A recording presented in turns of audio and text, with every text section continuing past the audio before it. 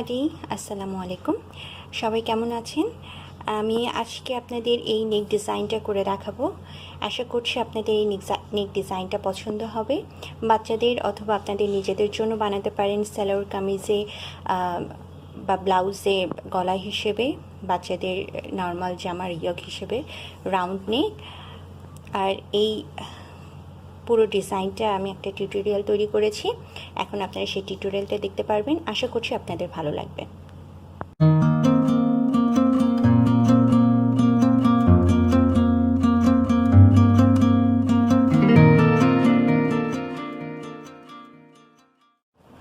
High everybody, আসসালামু আলাইকুম। আমি সেজুতি। আজকে আমি একটু নতুন নেক ডিজাইন দেখাবো নয়তার সুতা দিয়ে। এই ডিজাইনটা আপনারা যে কোনো সাইজে কাস্টমাইজ করতে পারেন এবং যে কোনো সুতা ইউজ করতে পারেন। আজকে টিউটোরিয়ালটার জন্য আমি ইউজ করছি 2 মিলিমিটার ক্রোশে হুক। আর এখানে মাথার মাপটা নিতে হবে যে বয়সে আপনি ইউজ করছেন, সে বয়সের যে নর্মাল মাথার মাপ, সেখান থেকে 1.5 থেকে 2 ইঞ্চি ছোট নিতে হবে গলার মাপের জন্য, যেহেতু আমরা এখানে বোতাম বা টাসেল ইউজ করব। আমি আমার বাচ্চার জন্য বানাচ্ছি এখানে 3.5 থেকে 4 বছর বয়সের মাপে। সেক্ষেত্রে আমার বাচ্চার মাথার মাপ 19 ইঞ্চি, আমি 2 ইঞ্চি ছোট নিচ্ছি। 17 ইঞ্চি হিসেবে আমি গলার ডিজাইনটা তৈরি করছি। আমি এই টিউটোরিয়ালটির জন্য 2টা কালার ইউজ করব। আপনারা চাইলে এক কালারে করতে পারেন অথবা মাল্টিপল কালার ইউজ করতে পারেন। সো আমি প্রথম যে কালারটা ইউজ করছি, এটা এই ধরনের কিছুটা বাসন্তী কালার, খুব ডিপ ইয়েলো কালার, এটা ইউজ করছি। আপনারা যে কোনো কালার ইউজ করতে পারেন। প্রথমে আমি একটা স্লিপ নট করে নিচ্ছি আমার হুকে। এরপর চেইন 4 করব, 2 3 4। এখন প্রথম যে চেইনটা আছে সেই চেইনে আমি 2টা ডাবল ক্রোশে করব। 1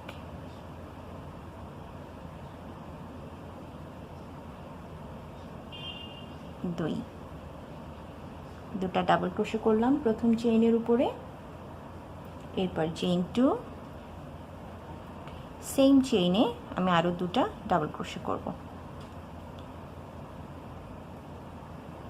1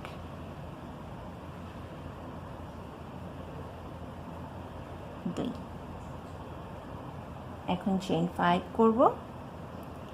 1 2 3 4 5। আমি কাজটাকে টার্ন করে নেব। এখানে আমরা শুরুতেই চেইন করে নিচ্ছি না, আমরা ধীরে ধীরে কাজটা অগ্রসর হব। শুরুতেই পুরো গলাটার জন্য কোনো চেইন করে নেব না। 5টা চেইন হয়ে গেল আমার। এখন এই যে টার্ন করে নেওয়ার পরে চেইন 2 আছে, সেই চেইন 2 স্পেসে আমি প্রথমে 2টা ডাবল ক্রোশে করব। 1 2। এরপরে আবার চেইন 2, সেম চেইন 2 স্পেসে আরও 2টা ডাবল ক্রোশে। 1 2। আবার চেইন 2, সেম চেইন 2 স্পেসে আরও 2টা ডাবল ক্রোশে। 1 2। আমার রাউন্ড রো 2 কমপ্লিট হয়ে গেল। এরপর আমি চেইন 3 করব। 1 2 3। আবার টার্ন করে নিব। আমার এখন রো 3 শুরু হবে। এখন প্রথম যে চেইন 2 স্পেস আছে, সেখানে আমি একটা ক্লাস্টার করব। ক্লাস্টার বলতে আমি এখানে বোঝাচ্ছি প্রথমে 2টা ডাবল ক্রোশে, তারপরে চেইন 2, তারপরে আরও 2টা ডাবল ক্রোশে। এটাকে আমি বলছি ডাবল ক্রোশে ক্লাস্টার বা ডাবল ক্রোশে গ্রুপ, যেটা বলুন না কেন, বা শেল বলছি আমি। এটাকে আমি শেল হিসেবে চিহ্নিত করছি। 2টা ডাবল ক্রোশে, চেইন 2, 2টা ডাবল ক্রোশে। সো প্রথম 2টা চেইন 2 স্পেসে আমি একটা শেল করলাম। এরপর আমি এখানে চেইন 3 করব। এর পরবর্তী যে চেইন 2 স্পেস আছে সেখানে আমি আরেকটা শেল করব, অর্থাৎ দুটা ডাবল ক্রোশে, আবার চেইন 2, দুটা ডাবল ক্রোশে। এটা হচ্ছে আমার একটা শেল কমপ্লিট হয়ে গেল। এরপর আমি আবার চেইন 5 করব। 1 2 3 4 5, আবার টার্ন করে নিব। আমি রো 4 শুরু করব। এখন ইয়ার্ন ওভার করে নিলাম। আমার প্রথম যে চেইন 2 স্পেস আছে সেখানে একটা শেল করছি, 2 double crochet, chain 2, 2 double crochet,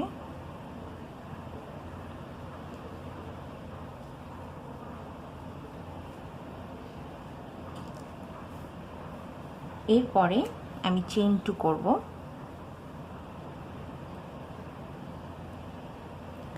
তারপর এই যে আমি চেইন 3 স্পেসটা করেছি সেখানে প্রথমে একটা ডাবল ক্রোশে করব, এরপর চেইন 5, 2 3 4 5, সেম চেইন 3 স্পেসে আরেকটা ডাবল ক্রোশে করব, চেইন 2, পরবর্তী যে চেইন 2 স্পেসটা আছে সেখানে আমি আরেকটা শেল করব, 2 double crochet, chain 2, 2 double crochet.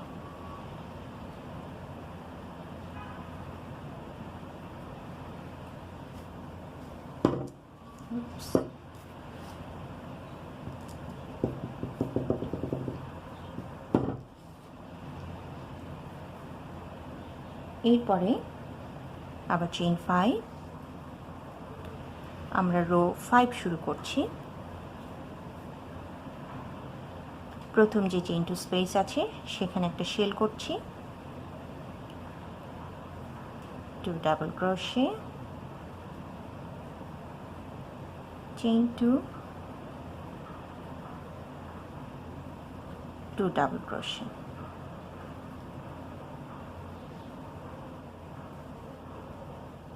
এরপরে চেইন 3 করব, চেইন 2 করব, সরি, এখানে চেইন 2 করব আমি।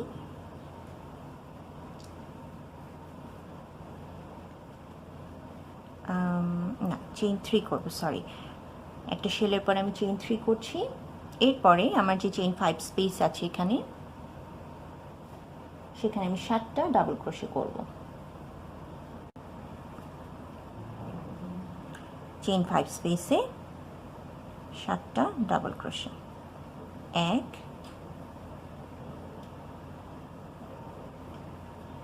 2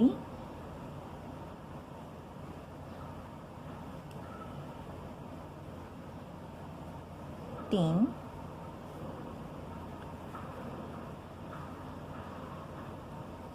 4 5 6 7, 7টা ডাবল ক্রোশে করা হয়ে গেল।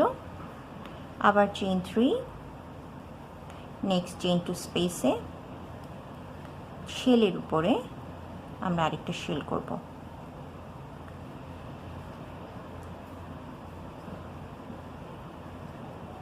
2 double crochet, chain 2, 2 double crochet.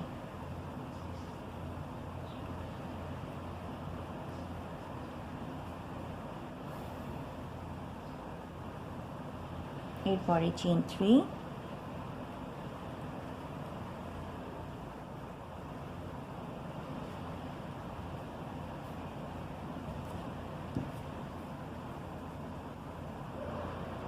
করে টার্ন করব। নেক্সট যে আমার শেলটা আছে সেই শেলের উপরে আমি আরেকটা শেল করব, double crochet, chain 2, 2 double crochet,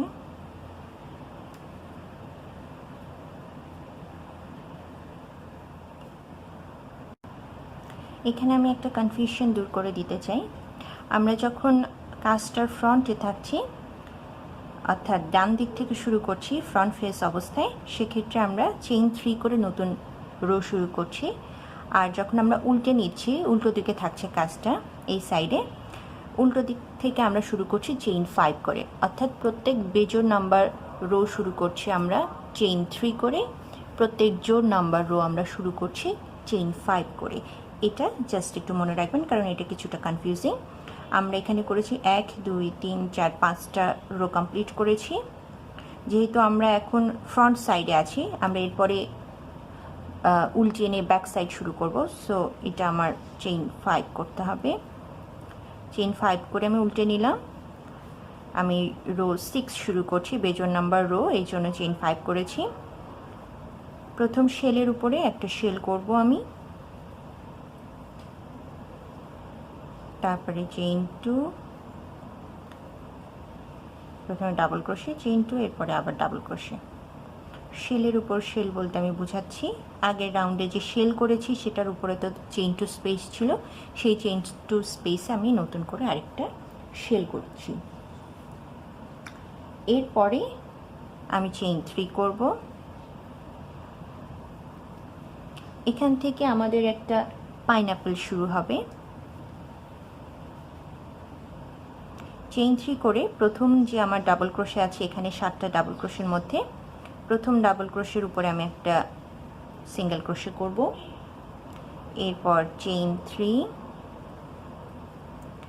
দ্বিতীয় ডাবল ক্রোশের উপরে একটা সিঙ্গেল ক্রোশে, চেইন 3,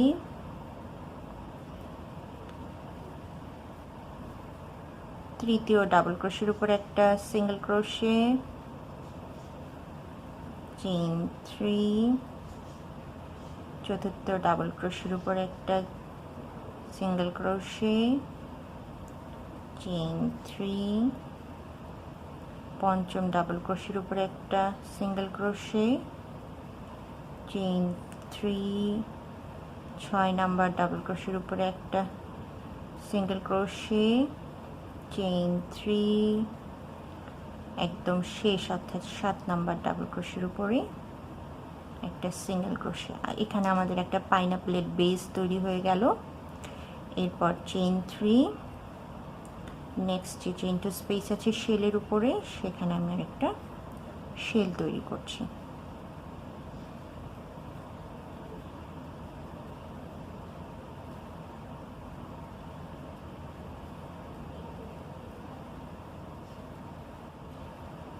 ঠিক আছে, আমার একটা ব্যাক সাইড রো শেষ হয়ে গেল।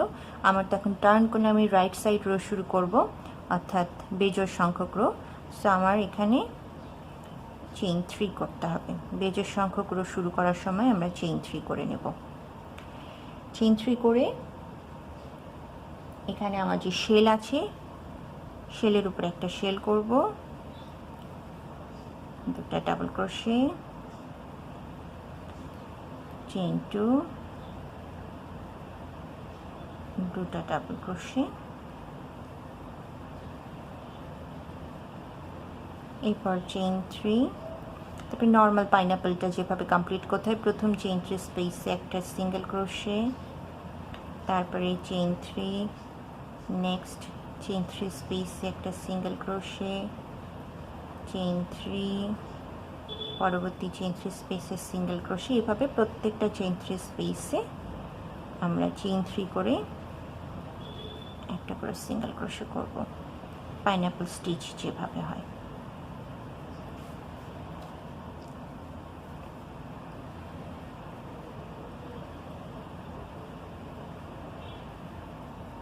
পাইনাপলটা কমপ্লিট হয়ে গেল। এরপরে আবার চেইন 3, তারপরে নেক্সট শেলের উপর একটা শেল,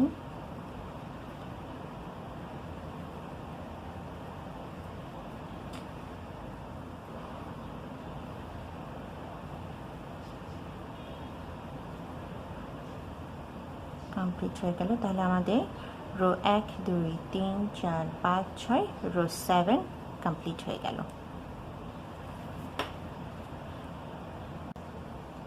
এটা আমার একটা প্যাটার্ন রিপিট কমপ্লিট হয়ে গেল। আমাদের মনে রাখতে হবে রো 2 থেকে রো 7 পর্যন্ত একটা প্যাটার্ন রিপিট। কেন সেটা বোঝাচ্ছি। রো 8 যখন শুরু করব আমি, অর্থাৎ সেটা জোড় সংখ্যক রো, আমি 5টা চেইন করে নিয়ে টার্ন করে নিয়ে বেজোড় সংখ্যক রো শুরু করব। প্রথমে শেলের উপর একটা শেল করব আমি,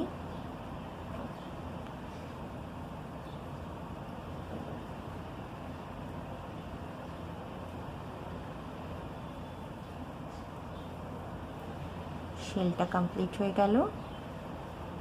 এরপরে চেইন 3 করে আমি পাইনাপেলটা কমপ্লিট করব। আচ্ছা, আমি পাইনাপেলটা কমপ্লিট করে নিয়েছি। এরপরে আবার চেইন 3। এখন আমি বলছিলাম যে রাউন্ড 2 থেকে আমি আবার রিপিট করব। সেটার কারণ হচ্ছে যে আমাদের নেক্সট যে শেলটা আছে সেখানে আমরা রাউন্ড 2তে যেভাবে করেছিলাম, যে প্রথমে একটা ডাবল ক্রোশে,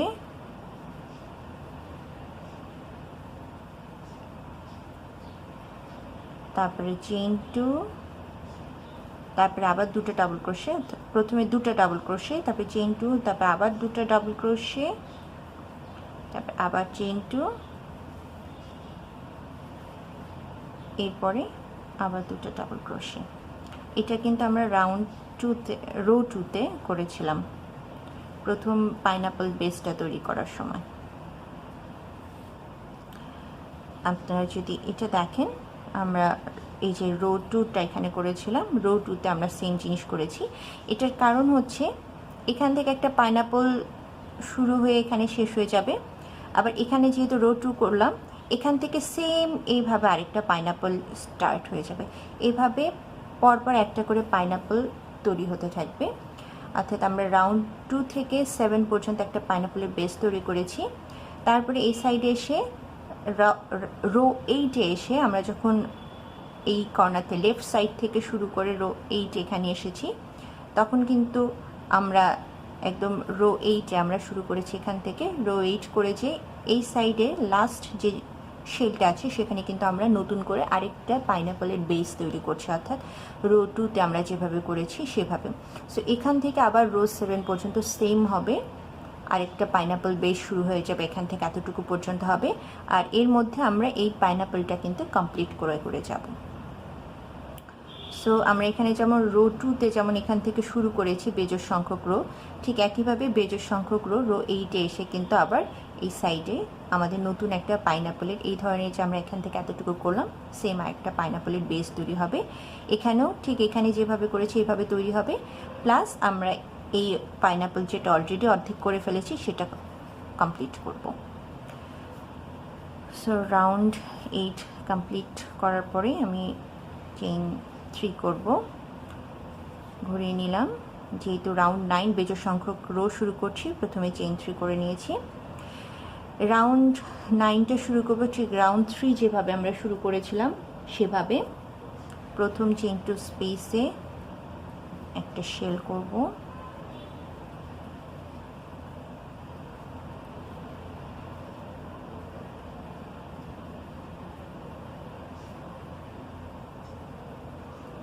প্রথম চেইন 2 স্পেসে একটা শেল আমি কমপ্লিট করে ফেললাম। এরপরে আমি চেইন 3 করব রাউন্ড 3তে সেম যা করেছিলাম। তারপর নেক্সট চেইন 2 স্পেসে আমি আরেকটা শেল করব।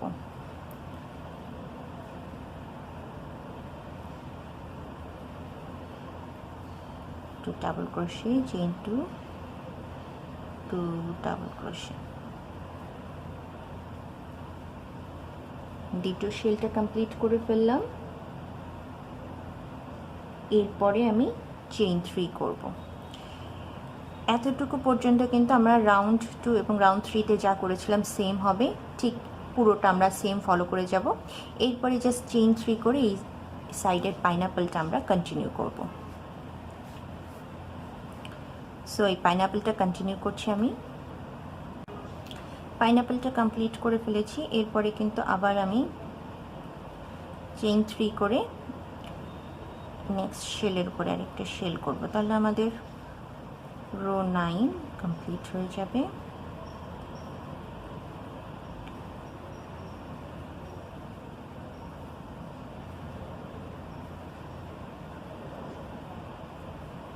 এরপর রো 10 শুরু করব। সো আমি প্রথমে 5টা চেইন করে নেব। রো 10 যেহেতু জোড় সংখ্যক রো, আমরা 5টা চেইন করে রো স্টার্ট করব। চেইন করে নেওয়ার পরে আমি টার্ন করে নিয়েছি। সো প্রথমে যেটা নর্মালি হচ্ছে শেলের উপরে, শেলটা হচ্ছে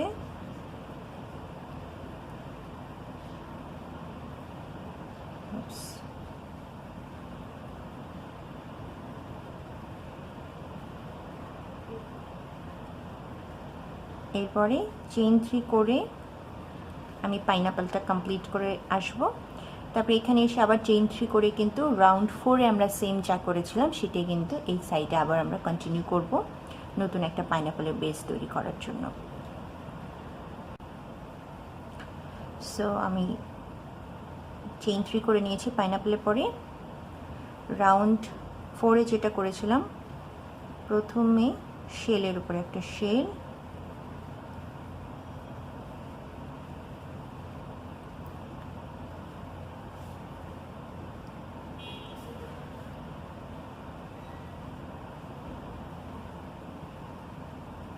এরপরে কিন্তু আমি চেইন 2 করেছিলাম, চেইন 3 না, চেইন 2 করেছিলাম, সরি, চেইন 2 করেছিলাম।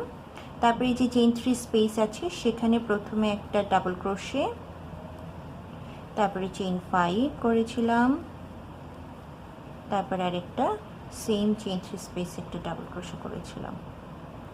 ঠিক আমি রো 4-এ যেটা করেছি, তারপর আবার চেইন 2 করে কিন্তু নেক্সট যে শেলটা আছে শেলের উপরে আরেকটা শেল হবে।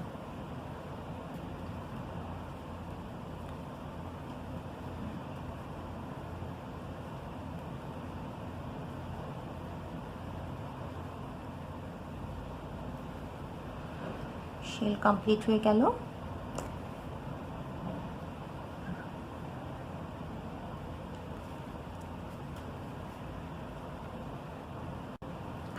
এরপর আমি রাউন্ড 11 শুরু করব। প্রথমে চেইন 3 করে টার্ন করে নেব। আবার আমরা রাউন্ড 5-এ যা করেছিলাম সেম জিনিসটা করতে হবে। প্রথমে শেলের উপরে শেল,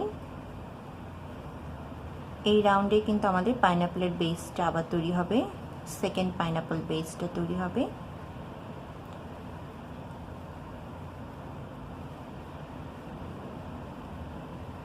শেল কমপ্লিট হয়ে গেল। এরপরে আমি চেইন 3 করব। ঠিক রাউন্ড 5-এ আমরা এখানে যেটা করেছিলাম যে চেইন 3 করে চেইন 5 স্পেসে 7টা ডাবল ক্রোশে করেছিলাম, একইভাবে এখানে চেইন 3 করে এই যে চেইন 5 স্পেসটা আছে এখানে 7টা ডাবল ক্রোশে করব।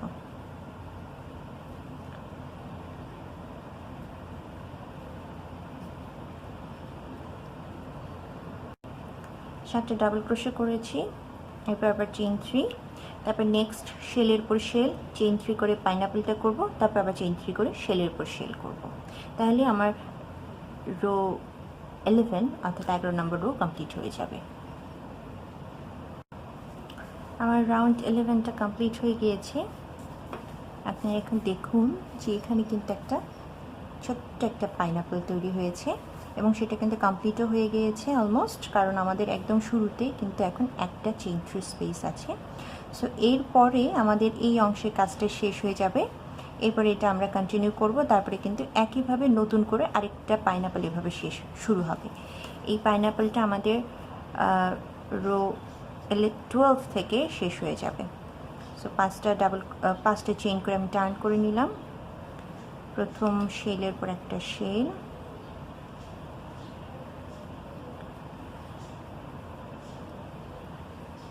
শেল বলতে কিন্তু আমি আরেকবার রিপিট করছি, শেল বলতে বোঝাচ্ছি যে আগের রাউন্ডে একটা শেলের উপরে যে চেইন 2 স্পেসটা ছিল সেখানে আমি আবার একটা শেল অর্থাৎ 2 double crochet chain 2 double crochet করছি।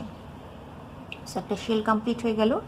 এরপর আমরা নর্মালি যেভাবে চেইন 3 করছিলাম সেভাবে চেইন 3 করে একদম পাইনাপলের মাথায় যে চেইন 3 স্পেস আছে সেখানে একটা সিঙ্গেল ক্রোশে করব। তারপর আবার চেইন 3 করে আমাদের মূল যেখানে আরেকটা পাইনাপল বেসটা শুরু হয়েছে সেটার যে রিপিট রো 6, এখানে যে আমরা রো 6 যেভাবে করেছিলাম পাইনাপলটা শুরু হবে ঠিক সেভাবে প্রথম ডাবল ক্রোশের উপরে আমি একটা সিঙ্গেল ক্রোশে করেছি চেইন 3 করে, তারপর আবার চেইন 3, তারপর নেক্সট ডাবল ক্রোশের উপরে সিঙ্গেল ক্রোশে চেইন 3। এইভাবে ঠিক আমরা রাউন্ড 6 যেভাবে পাইনাপল বেসটা তৈরি করেছিলাম প্রত্যেকটা ডাবল ক্রোশের উপরে চেইন 3 করে সিঙ্গেল ক্রোশে, এইভাবে এই পাইনাপলটা আমি কমপ্লিট করে নেব। সো আমি এখানে নতুন পাইনাপল বেসটা কমপ্লিট করে চেইন 3 করে আবার নেক্সট শেলটা কমপ্লিট করে ফেলেছি। এখন আমরা রো 13 অর্থাৎ 13 নম্বর রো শুরু করছি। চেইন 3 করে টার্ন করে নিলাম, প্রথম শেলের পর একটা শেল,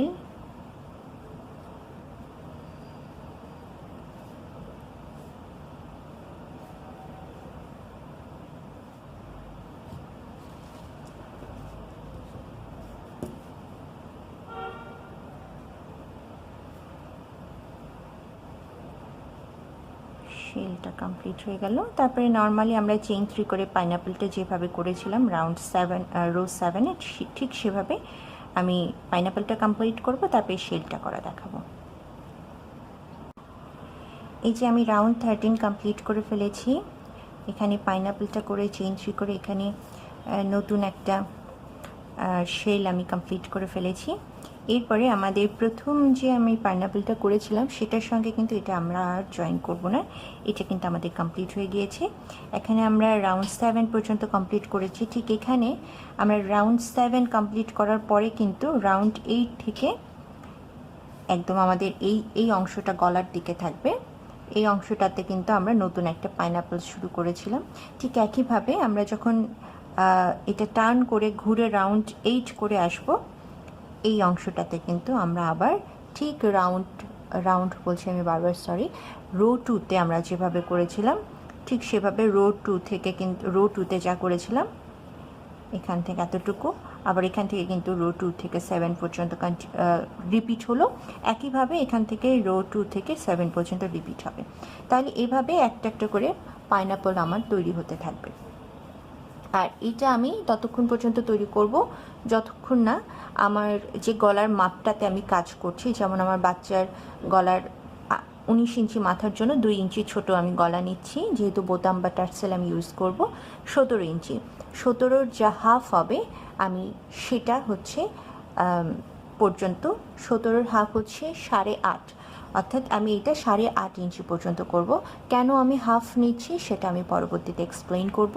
সো এটা আমি যে গলায় আপনারা করুন না কেন সেটার হাফ যা হবে অর্ধেক পরিমাণ আমরা এটা করব। তার কারণ এখন একটু এক্সপ্লেইন করে দিই।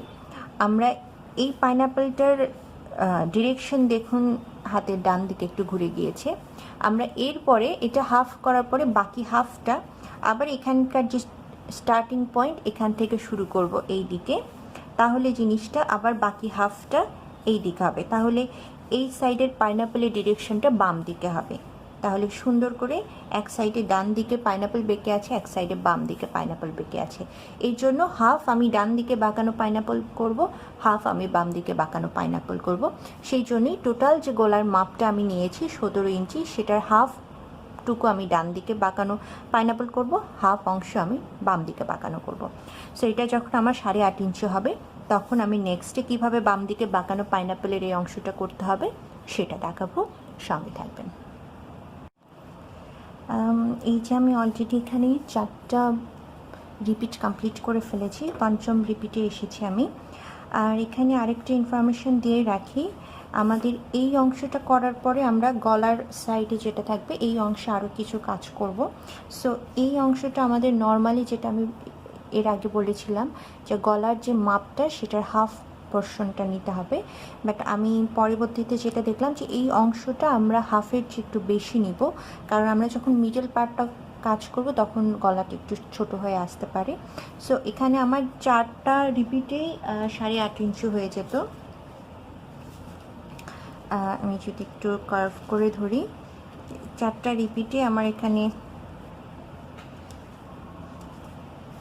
8.5 ইঞ্চি হয়ে যাচ্ছে। 4টা রিপিটে অলমোস্ট অ্যাপ্রক্সিমেট, বাট আমি আরেকটা রিপিট এক্সট্রা করছি যেন কোনোভাবে গলাটা ছোট হয়ে না যায়, কারণ আমরা এটা মোটামুটি আমাদের গলার নেক ডিজাইনের বর্ডার হিসেবে কাজ করবে। এর ভিতরের অংশে আমরা আবার একটু কাজ করব। সো আমি এটা ফিনিশিংটা দেখাবো। নর্মালি আমি এখানে কিন্তু রো 7 পর্যন্ত কমপ্লিট করে ফেলেছি। রো 8 এসে আমাদের কিন্তু এখানে ইনক্রিজ করার কথা, নতুন একটা প্যাটার্ন শুরু করার কথা, বাট সেটা আমরা শুরু করব না। এই জন্যই আমি এখানে দেখাচ্ছি যে নতুন প্যাটার্ন শুরু না করে কিভাবে আমরা এটা কমপ্লিট করে ফেলব। সো আমি এখানে একটা শেল, তারপরে পাইনাপেলটা কমপ্লিট করে এই মাথাটাই এসে আপনাদের দেখাবো যে এই অংশটাতে আসলে আমাদের ইনক্রিজ না করে কি করতে হবে। সো আমি কর্নারটাতে চলে এসেছি, যেটা আমার নর্মালি রিপিটের 7-এর পরে 8 রোটা হচ্ছে। সেখানে এসে আমাদের কিন্তু এখানে ইনক্রিজ করার কথা ছিল, বাট আমি এখানে ইনক্রিজ না করে যেহেতু এটা আমি কমপ্লিট করে ফেলবো, নর্মাল যে শেলটা আমি করছি, যে 2 ডাবল ক্রোশে, তারপরে চেইন 2, এরপরে আবার 2 ডাবল ক্রোশে, এই নর্মাল প্যাটার্নটাই আমি ফলো করব। তারপরে কিন্তু এই সাইডে আমার চেইন 3 করতে হচ্ছে। সো চেইন 3 করে আমি টার্ন করে নেব। এভাবে নর্মাল প্যাটার্ন আমি করে যাব, অর্থাৎ এখানে কোনো ইনক্রিজ হবে না, একটা করে শেলই হবে 2 সাইডে। এভাবে আমি পাইনাপলটা কমপ্লিট করে লাস্ট মুহূর্তে ফিনিশিংয়ের আগে কী করতে হবে সেটা দেখাবো। আমি লাস্ট পর্যায়ে অলমোস্ট চলে এসেছি।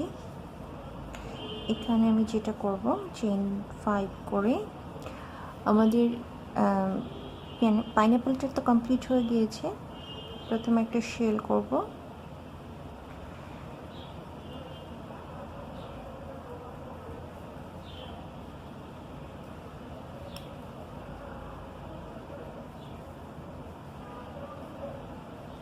শেল কমপ্লিট করে নিলাম। এরপরে পাইনাপলের মাথায় যে চেইন 3 স্পেসটা আছে, চেইন 3 করে সেখানে একটা সিঙ্গেল ক্রোশে করব, তারপর আবার চেইন 3, তারপর এই সাইডে আমি আরেকটা শেল করব।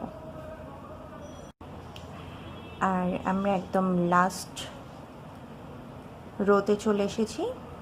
চেইন 3 করে টার্ন করে নিলাম। এরপরে প্রথম শেলের উপরে একটা শেল,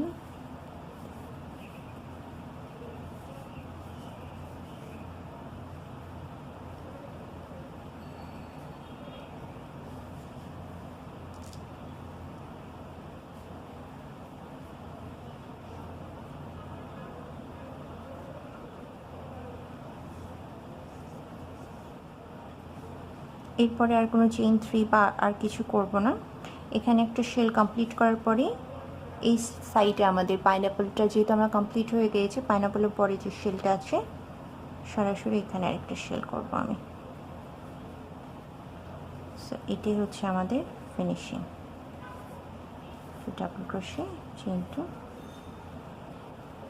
ডাবল ক্রোশে। সো আমাদের এই সাইডের এই পার্টটা কমপ্লিট হয়ে গেল, এই অংশটা। সো এটা একটা হাফ রাউন্ড গলা হলো। সো এখন আমরা এই অংশটা করব, এই হাফটা করব, তারপরে ভিতরের পার্টটা করব আমরা।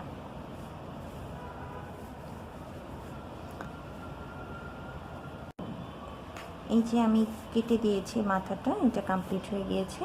এখন এই যে আমাদের স্টার্টিং পয়েন্ট ছিল, সেখান থেকে আমরা অন্য সাইডের কাজটা শুরু করব জয়েন করে। বাট খেয়াল করতে হবে আমরা চেইন 5 করে যেটা টার্ন করেছি সেটা যেন গলার ব্যাক দিকে থাকে, আর আমার গলার দিকে যেন চেইন 3 করে যেগুলো করেছি সেই অংশটা থাকে। আর সেটা করার জন্য আমাদের প্যাটার্ন কিন্তু সেম থাকবে, শুধু ডিরেকশনটা চেঞ্জ হয়ে যাবে। এই কারণে আমরা কাজটা উল্টেই নেব। উল্টো দিক থেকে স্টার্ট করে যেটা হবে যে আমার এই সাইডটা কিন্তু আমার গলার দিকে থাকছে, এখানে কিন্তু চেইন 3 করেই শুরু হচ্ছে, আর বাইরের দিকটা থেকে কিন্তু আমরা চেইন 5 করে টার্ন করে যাব। সো আমি যদি একদম আমার দিকে রাইট ফেস করা অবস্থায় যদি শুরু করি তাহলে কিন্তু ডিরেকশনটা ঠিক থাকবে না, নর্মালি আমরা এই সাইডে যেটা করেছি।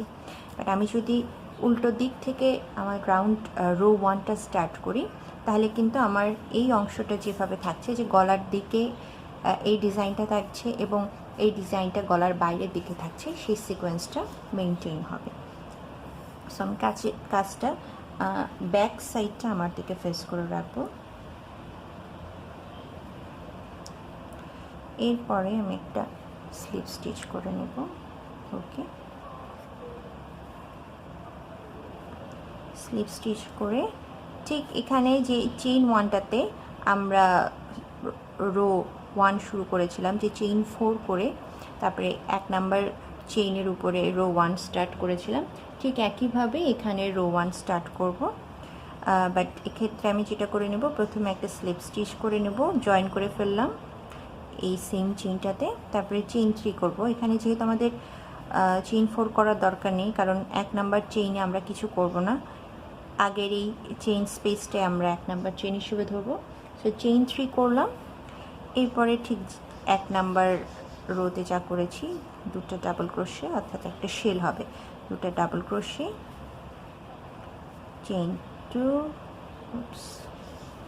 তারপর আবার দুটো ডাবল ক্রোশে।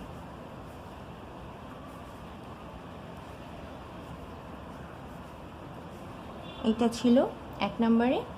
তারপর আমরা যেটা করেছিলাম যে চেইন 5 করে টার্ন করে নিয়েছি, 2 নাম্বার রোতে যে কিন্তু আমরা ইনক্রিজ করেছি। আমরা কিন্তু দেখুন যে আমাদের সিকোয়েন্সটা কিন্তু সেম থাকছে, আমাদের এই গলার ব্যাক সাইডে কিন্তু চেইন 5 স্পেসটা থাকছে। সো এখানে আমরা ইনক্রিজ করেছিলাম, অর্থাৎ 2 ডাবল ক্রোশে,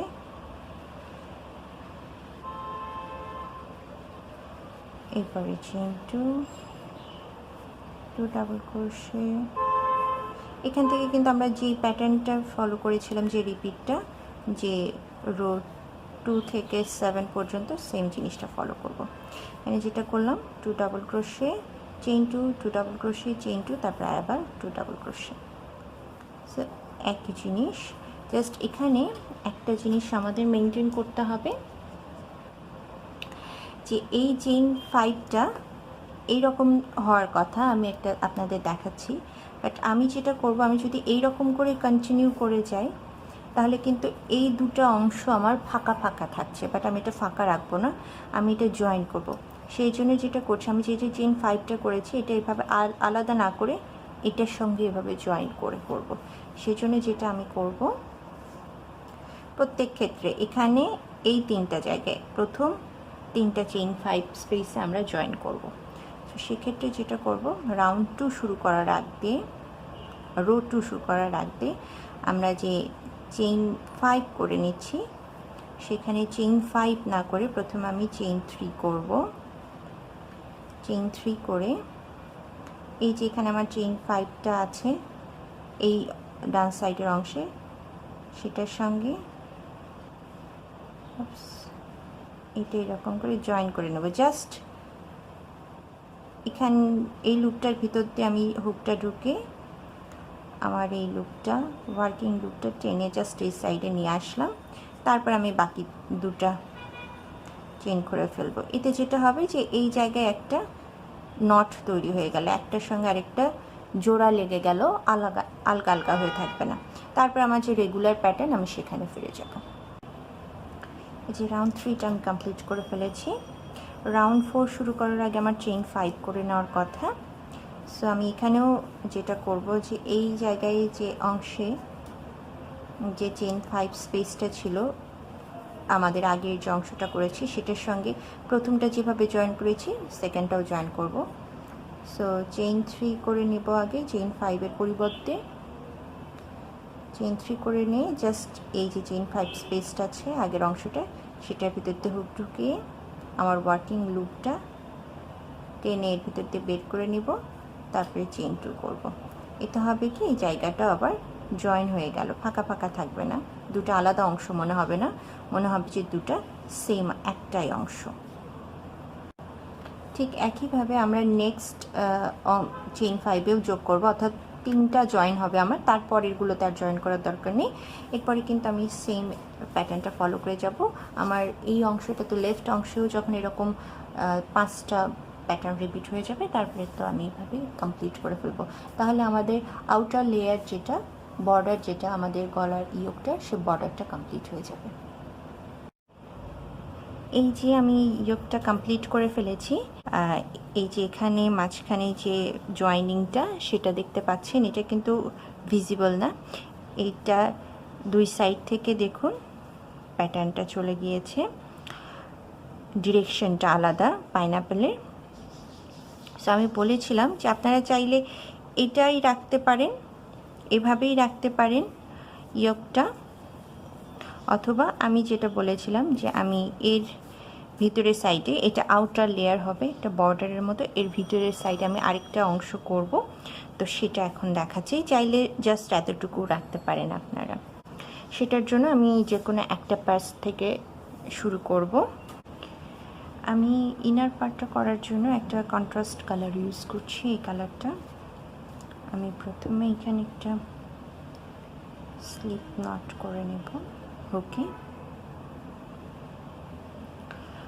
স্লিপ নট করে নেওয়ার পরে আমাদের ইয়োগটা ফ্রন্ট ফেস করে থাকা অবস্থায় একদম মাথার শেল থেকে আমি 7টা গুনে যাব। 1 2 3 4 5 6 7। 7 নাম্বার শেলে যে চেইন 3 স্পেসটা আছে সেখানে আমি সিঙ্গেল ক্রোশে করে এটা জয়েন করব। এরপরে চেইন 5 নেক্সট যে চেইন 3 স্পেসটা আছে সেখানে আবার সিঙ্গেল ক্রোশে জয়েন হবে। আবার চেইন 5, নেক্সট চেইন 3 স্পেসে সিঙ্গেল ক্রোশের জয়েন। এভাবে পুরোটা কমপ্লিট করব। একদম এই মাথাতেও একদম শুরুর শেল থেকে 7 নাম্বার শেলে যে আমরা কাজটা শেষ করব। আর মিডলে যেখানে জয়েন, এখানে তো কোনো চেইন 3 স্পেস নেই, এই মিডল জয়েন পয়েন্ট যেখানে, সেখানে আমরা একটা সিঙ্গেল ক্রোশে করব চেইন 5 করে। এই যে আমি একদম লাস্ট পর্যায়ে চলে এসেছি। আমার লেফট সাইডের যে স্টার্টিং পয়েন্ট আছে সেখান থেকে কিন্তু 7 নাম্বার 1 2 3 4 5 6 7 7 নাম্বার শেলের যে চেইন 3 স্পেসটা আছে সেখানে আমি লাস্ট সিঙ্গেল ক্রোশেটা করেছি। আর এই যে এখানে মিডলে যে জয়েন্টটা ছিল, এই যে মিড পয়েন্ট যেটা, যেখান থেকে আমরা দুই সাইডে স্টার্ট করেছি, সেখানে কোনো চেইন 3 স্পেস ছিল না, এই কারণে আমরা কিন্তু মিডলে একটা সিঙ্গেল ক্রোশে করেছি। এখন নেক্সট রোর জন্য আমি চেইন 5 করব। 1 2 3 4 5 চেইন 5 করে আমি টার্ন করব।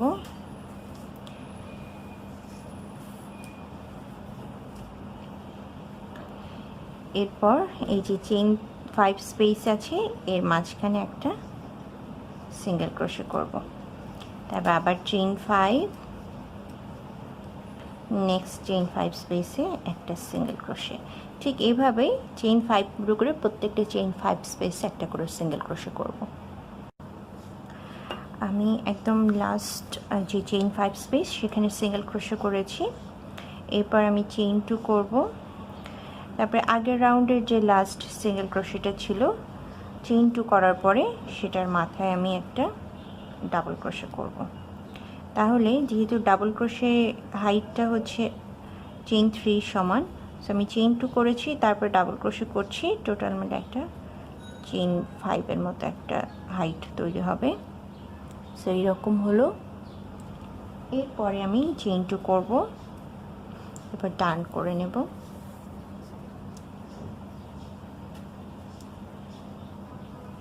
নেক্সট রাউন্ডে আমাদের যেখানে চেইন 5 স্পেসের পর একটা সিঙ্গেল ক্রোশে আছে, সেখানে আমি সেই সিঙ্গেল ক্রোশের উপরে 3টা ডাবল ক্রোশে ক্লাস্টার করব।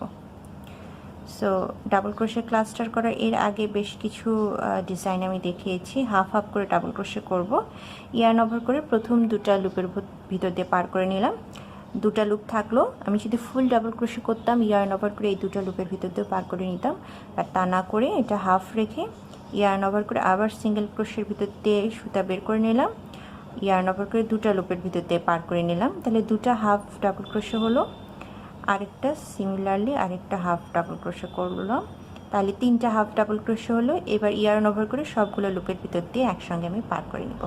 তাহলে এটা একটা 3 ডাবল ক্রোশে ক্লাস্টার হলো। এরপর আমি চেইন 2 করব। চেইন 2 করে নেক্সট যে চেইন 5 স্পেসটা আছে সেখানে একটা সিঙ্গেল ক্রোশে করব, আবার চেইন 2, এরপরে যে সিঙ্গেল ক্রোশেটা আছে সেটার মাথার উপরে একইভাবে 3 ডাবল ক্রোশে ক্লাস্টার তৈরি করব।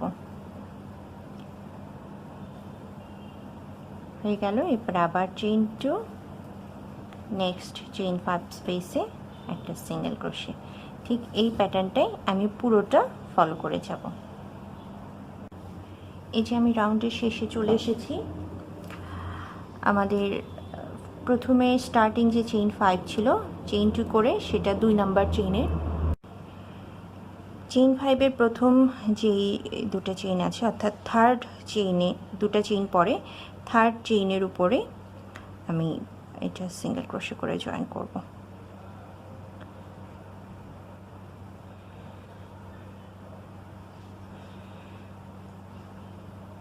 তাহলে এই রাউন্ডটা আমার এখানে কমপ্লিট হয়ে গেল। যে রাউন্ডটা আমি এখানে কমপ্লিট করে ফেলেছি, আর এই রাউন্ড শেষে লাস্ট যে চেইন 2 করেছি এটার পরে আমাদের আগের রাউন্ডের স্টার্টিংয়ে যে চেইন 5 স্পেস ছিল, চেইন 5 করেছিলাম, সেটা 3 নাম্বার থার্ড চেইনে আমি সিঙ্গেল ক্রোশে করে এটা রাউন্ডটা কমপ্লিট করে ফেললাম। এরপর আবার চেইন 5 টার্ন করে নেব,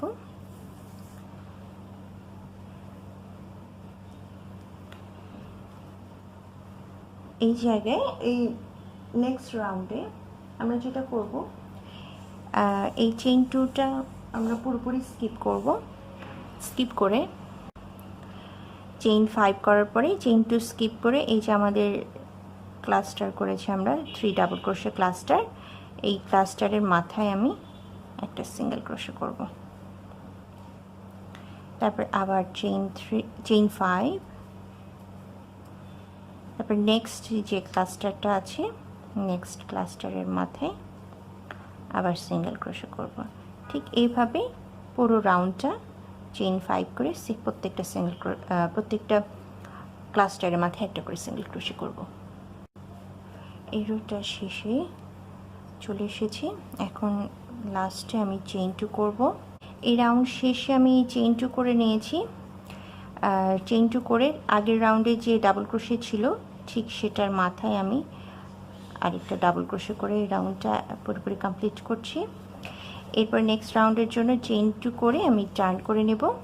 তারপরে এই প্রত্যেকটা সিঙ্গেল ক্রোশের মাথায় আমার কিন্তু একটা করে এই যে ডাবল ক্রোশে ক্লাস্টার হবে, 3 ডাবল ক্রোশে ক্লাস্টার, তারপরে chain 2 3 double crochet cluster, chain 2 এইভাবে হবে, ঠিক আমরা রাউন্ড রো 3-তে যেভাবে করেছি। সো এখন থেকে রো 3 এবং রো 4টা আমরা বারবার করে রিপিট করব যতক্ষণ না পর্যন্ত আমার ক্ষেত্রে আমি এই 3 ডাবল ক্রোশে ক্লাস্টারটা 3টা লেয়ার রিপিট করব। তারপরে আপনাদেরকে আমি ফাইনাল লুক দেখাবো, আপনারা চাইলে আরও বেশি করতে পারেন।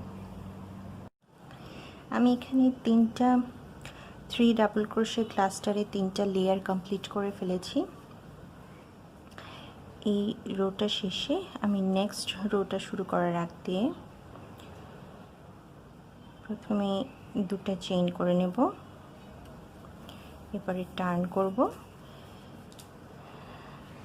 এই রাউন্ডে একটু চেঞ্জ আছে। প্রথমে আমরা এই যে ক্লাস্টারটা আছে এটার উপরে একটা সিঙ্গেল ক্রোশ করব, আর এরপরে তো আমরা নর্মালি চেইন 5 করে করে প্রত্যেকটা ক্লাস্টারের উপরে একটা করে সিঙ্গেল ক্রোশে করেছি, বাট এই রোতে আমরা চেইন 5 করব না, আমরা চেইন 3 করব। চেইন 3 করে নেক্সট ক্লাস্টারের উপরে একটা সিঙ্গেল ক্রোশে, আবার চেইন 3 করে নেক্সট ক্লাস্টের উপরে একটা সিঙ্গেল ক্রোশে। ঠিক এইভাবে আমরা পুরো রোটা শেষ করব। জাস্ট নর্মালি আমরা এতক্ষণ চেইন 5 করে সিঙ্গেল ক্রোশে করেছি ক্লাস্টের উপরে, এই রোতে আমরা 5-এর জায়গায় 3 করছি। এই যে আমার রাউন্ডটা কমপ্লিট হয়ে গিয়েছে। আমি এই যে চেইন 3 করে করে সিঙ্গেল ক্রোশে করেছি যেটা, এটা কমপ্লিট হয়ে গিয়েছে। এখন আমি যেটা করব যে এই কালারটা আমি এখানে কেটে দিব। আমি আবার যে এই যেখানে আমি ইয়েলো কালারটা, ক্যারট কালার টাইপের যেটা বা পাম্পকিন কালার, সেটা আমি এখানে আবার ইন্ট্রোডিউস করব। আমাদের আর একটা রো বাকি আছে, লাস্ট রো, সেটা আমি আবার আগেকার আমাদের যে প্রাইমারি কালার যেটা সেটা দিয়ে করব। সেই কালারটা আমি এখানে কেটে দিলাম। আমাদের প্রথম যে কালারটা ছিল মেইন কালার, সেটাতে আমি একটা স্লিপ নট তৈরি করে নিচ্ছি।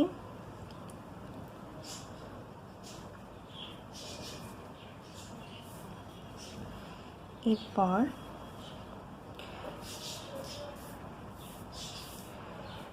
আমাদের ফ্রন্ট ফেস থাকা অবস্থায় যে কর্নারটাতে সুতা কেটে দিলাম, সেখানে যে স্টিচটার উপরে সুতাটা কেটে দিলাম লাস্ট স্টিচে, সেখানে আমি একটা স্লিপ স্টিচ করে জয়েন করে নিলাম এটা নুই কালারটা। এরপরে চেইন 3, পরবর্তীতে যে চেইন 2 স্পেসটা আছে সেখানে আমি একটা ডাবল ক্রোশে করব এবং এখানে একটা আমি চেইন 3 পিকো করব। এখন কিন্তু আমাদের এটা ফিনিশিং লাইন, এটা আমি পিকো করে করে যাব। তারপরে নেক্সট যে চেইন 3 স্পেস আছে সেই চেইন 3 স্পেসে আমি 3টা ডাবল ক্রোশে করব। তারপরে আবার চেইন 3 পিকো। এইভাবে প্রত্যেকটা চেইন 3 স্পেসে আমি 3টা করে ডাবল ক্রোশে আর একটা করে চেইন 3 পিকো করব, তাহলে আমাদের একদম ফিনিশড একটা লুক আসবে। হাই এভরিবডি, আমি এই যে ইয়কটা বানিয়েছিলাম, আমি বলেছিলাম যে সেটা ফিনিশড লুকটা দেখাবো, ফিনিশড লুকটা দেখানো হয়নি। এই যে এটা হচ্ছে ফিনিশড লুক। আর আপনারা এটা এই অংশটা সামনেও পড়তে পারেন বা এই অংশটা পিছনে পড়তে পারেন। এই জায়গায় একটা চাইলে বোতাম লাগানো যায়, অথবা আপনারা একটা লং ফিতা করে টাসেল করতে পারেন, চেইন লাগাতে পারেন। বিভিন্নভাবে এই জায়গাটা ডিজাইন করা সম্ভব। টাসেল দিয়ে বা বিভিন্ন ফিতার নিচে ফুল দেওয়া হয়, ঠিক যেভাবে আমি বুকমার্কটা করা দেখিয়েছিলাম সেই ধরনের ছোট ছোট করে করে আপনারা এখানে লাগাতে পারেন দুই সাইডে, তাহলে ফিতার মতো করে বেঁধে পরা যাবে, অথবা আপনারা এখানে বোতাম লাগাতে পারেন। এই অংশটা বাচ্চার জামার সামনে দিতে পারেন বা পিছনে দিতে পারেন, বাট আমি মনে করি এটাই যেহেতু ডিজাইনের স্পেশালিটি যে সামনে এই ধরনের পাইনাপল হয়ে থাকবে, সো এই অংশটা সামনে দিলে খুব সুন্দর লাগবে। আর এটা আমি একটু খুলে দেখাচ্ছি কেমন লাগে। এটা নর্মালি খুললে এই ধরনের হয়,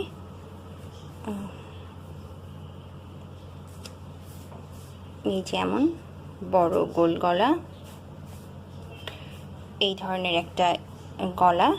এই যে এখানে আমরা জয়েন করেছি মিডলে, এটা কিন্তু জয়েন বোঝা যাচ্ছে না, শুধু সুন্দরভাবে ডিফারেন্ট ডিরেকশনে পাইনাপলটা দেখা যাচ্ছে। আপনারা চাইলে এই অংশটা সামনে রাখতে পারেন, বাট আমি প্রিফার করছি যে এটা ঘুরিয়ে এটা গলার এই অংশটা সামনে থাকবে, তখন দেখতে এই গলাটা এরকম হবে। জামাতে লাগালে এইভাবে বাচ্চার গলায় এটা পড়ে থাকবে এরকম করে, এই জায়গায় জামাটা হবে। আর যখন জামাতে লাগানো হবে একটু আমি ফ্রন্ট নেকটা একটু ডিপ করে লাগাবো, যাতে এই ধরনের একটা এফেক্ট আসে। ব্যাক নেকটা পিছনে থাকবে,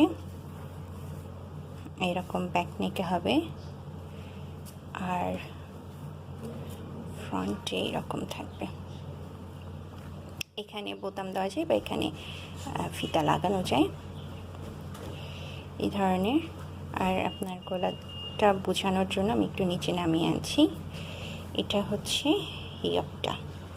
আপনারা চাইলে শুধুমাত্র এই যে আমি পাইনাপল বর্ডারটা করেছি এটা দিয়ে কিন্তু খুব সুন্দর একটা নেক বানাতে পারেন। মাঝখানের এই অংশটুকু করার একদমই দরকার নেই, বাট আমি জাস্ট একটু করলাম কেমন লাগে, বা শুধুমাত্র এই মাঝখানে যে ডিজাইনটা করেছি এটা ইনার লেয়ারে, এটা দিয়েও কিন্তু খুব সুন্দর একটা আপনারা চাইলে হাফ বডি করতে পারেন এই প্যাটার্নটা দিয়ে।